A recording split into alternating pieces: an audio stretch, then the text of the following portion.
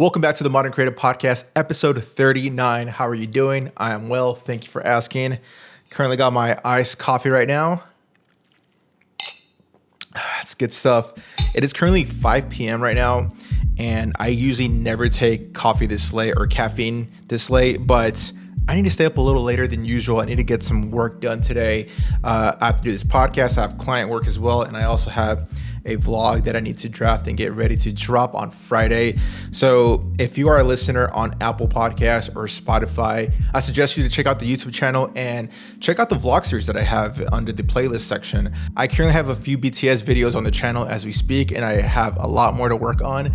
So I want to get this going. I'm having a ton of fun creating this vlog since it's such a new thing for me.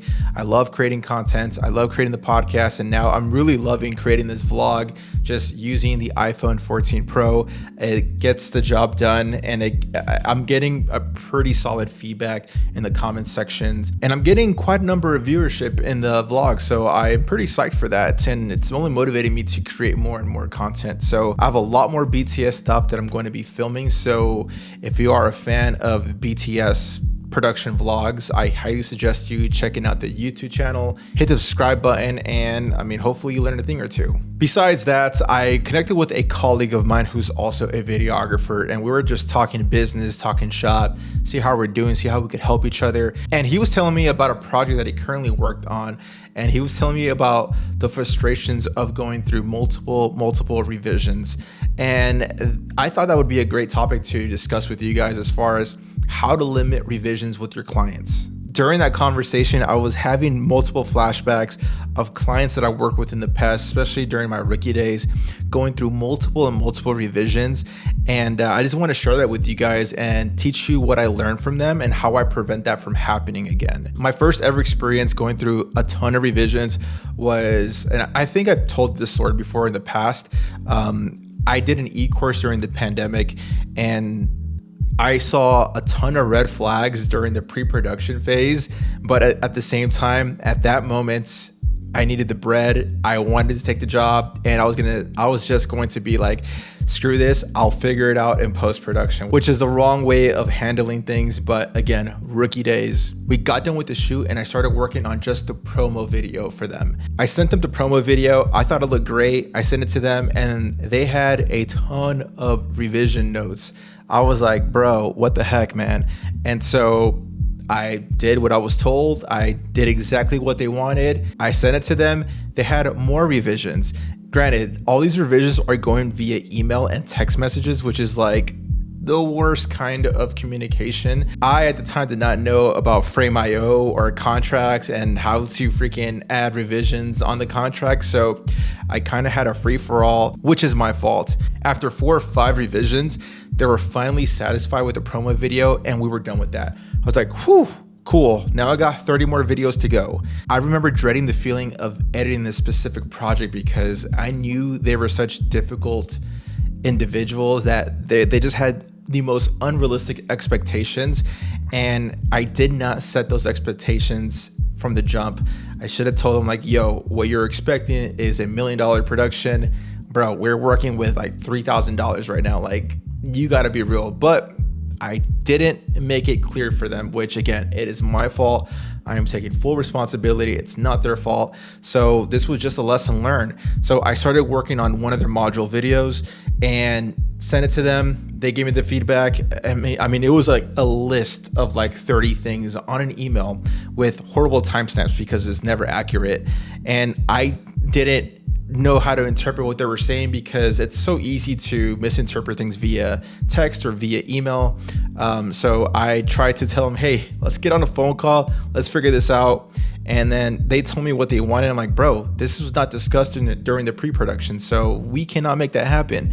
And so things got a little weird. I knew all the work that I was going to do in post-production wasn't going to be financially worth it.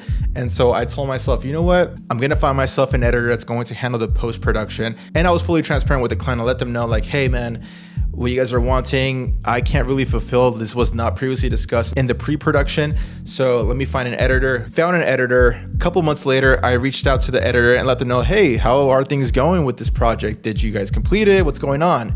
And he had pretty much told me like, dude, they were super difficult. They were just unrealistic with what they wanted. They didn't have the budget for what they were asking for. So I passed it to another editor. So I reached out to that editor as well. And I asked, hey, this is Alberto. I filmed this course. I just wanted to touch base with you and see how things are going. And he was telling me that this is a nightmare. I wish I never took this project because they're so unrealistic with their expectations. So I just gave them the raw footage and let them figure it out. I'm like, damn. So I learned so many valuable lessons, but I want to stick with the revision side of it. I started implementing on my contracts when I work with a project. I put, hey, for a project like this, realistically, it shouldn't take no more than 2 to 3 revisions. So I personally put 2 complimentary revisions on every video project. If I know this is a huge project and I know it's gonna take more than 2 revisions, of course, I will adjust my proposal to X amount of revisions. For example, this recent deal that I just closed, we were talking about the revision process during not even the pre-production, just the consultation. And I let them know, like, for a video, what you're looking for, it usually takes about 2 revisions max, unless you want to play musical chairs and change music and change frames or whatever, that's going to cost you extra. But they were like, all right, hey, like it's not just me that's watching this film that's going to approve it. I also have other people on the board that want to put their 2 cents into it. I'm like, hey, I fully understand.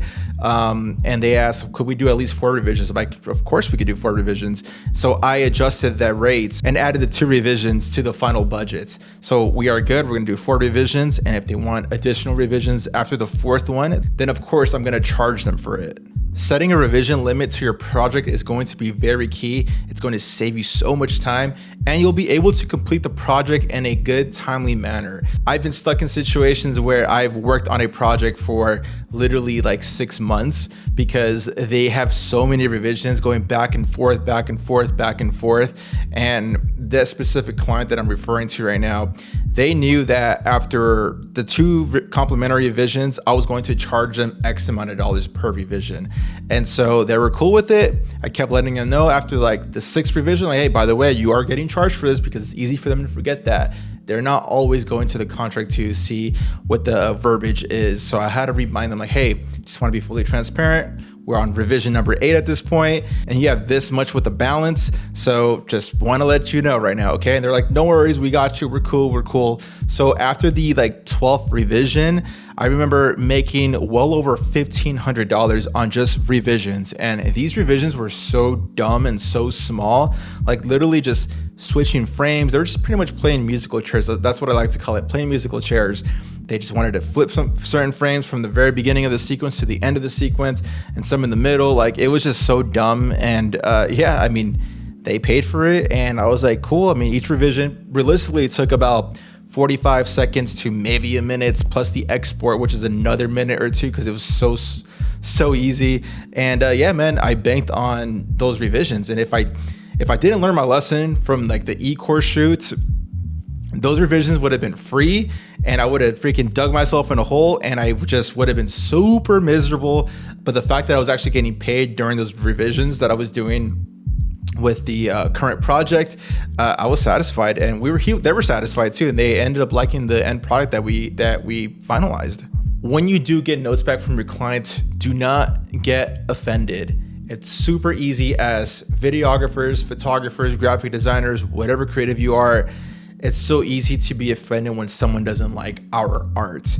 Try not to take it personal. You got to remember, this is not just your project, it's their project. They're putting the money into your service to make this happen. So you can't just take a project and be like, I'm gonna make this into the greatest cinematic thing ever. Like, bro, like they just want a social media ad, nothing too crazy. Just deliver that. So I know it's easy to be attached with these projects because we put our heart and soul into our work, but try not to be super attached to these projects because at the end of the day, you have to do what they're asking you to do. Unless you just do not agree with their vision, then of course, don't take on the project. But if you say yes, at that point, you got to serve. We're in a service-based industry, so you got to actually deliver what they're asking for. So when you give revisions and it's just so super dumb and obvious, like, why do you want to do this? Why do you want to cut this scene? Why do you want to change this music? What I like to do is I'll listen to them and I'll say, okay, I understand where you're coming from. I understand why you want to switch this, but let me just give you my professional take on the visual side. I like to throw that around because they're like, oh, you're the expert, you're the videographer, so you should know this. So I always like to remind them I'm the expert. So visually speaking, it makes sense to do X, Y, and Z because blah, blah, blah, blah, blah, something like that. And for the most part, they're receptive. They're like, hey, you know what? I never thought about it like that. This is why we hired you, because you are the expert. It's rare when someone says, I understand, I still want it this way. I mean, then at that point, I'm like, all right, this is dumb, but I'll do it for you. It's all good. You're paying me anyways. So try not to get super attached to these projects. I know it's super hard to not care when, again, you put your heart and soul into this. But at the end of the day, we're in a service-based industry. We got to deliver what they're asking for us to do. Also, if you're a videographer, the best way to receive revision notes is through Frame.io. This is not a paid sponsorship. I wish they were sponsoring me. That would have been sick. But Frame.io is going to be your best friend when it comes to receiving notes on the actual revision timeline, because there your clients could actually add your specific notes onto the timeline in real time where there's no inaccuracy or anything like that. So there, once I get a note from them, it goes straight into my timeline on Premiere Pro, which is the freaking best thing ever. And there it's 100% accurate. If you're still taking revision notes on an email thread, you need to stop that right now. Get yourself a Frame.io account. It's free. If you're an Adobe user, it's really free. You get a lot of good perks with it. It's the best thing ever, man. So once I'm ready to deliver the first draft of a video, I send it to them via email and on the Frame.io as well. I share it to them right there. I make sure to add to the email, if you do have any notes, please add it to the Frame.io platform and not on this email thread. I always make sure to put that there. And I always add a tutorial on how to use Frame.io, because you just can't assume everyone knows about this platform. I just discovered this platform like 3 years ago. So let alone a client. Client's not a creative, so they're definitely not gonna know about this. And so what I like to do is, like, if you're not familiar with Frame.io, this is the best way to communicate with clients when it comes to revisions, and this is the reason why. And I also hyperlink a tutorial for them to watch and understand how to use it, and let them know, hey, by the way, it's free as well, so you could add your notes right there. It's only going to speed up the process of this video production, and the faster we get this video done, the faster you get to do whatever you want to do with that video. So don't take notes on an email thread. That is like the worst. I remember getting those revisions, and from marker 38 seconds to 41 seconds, I want blah, blah, blah. And it's just a headache, where in Frame.io, you could literally go to that note, it goes straight to the timeline, do whatever you got to do, hit the check mark, and then you know that's done. So remember, guys, in order to limit revisions with your clients, set expectations, have a set number of revisions in your contract. Also add into your contract how much it costs to do additional revisions. Use Frame.io, and don't get offended when clients send you revision notes. So that is it for me, guys. Hopefully you guys learned a thing or two in this episode. Once again, if you guys are wanting to do a consultation call with me via Zoom, I'm more than happy to make that happen. We could do a super deep dive into your business and see how we could make you a 6-figure creative. Let's get that going. Anyways, if you're on Apple Podcasts, Spotify, give it a 5-star rating. If you're on YouTube, hit the like button, hit the subscribe button, and I'll catch you guys later. Peace.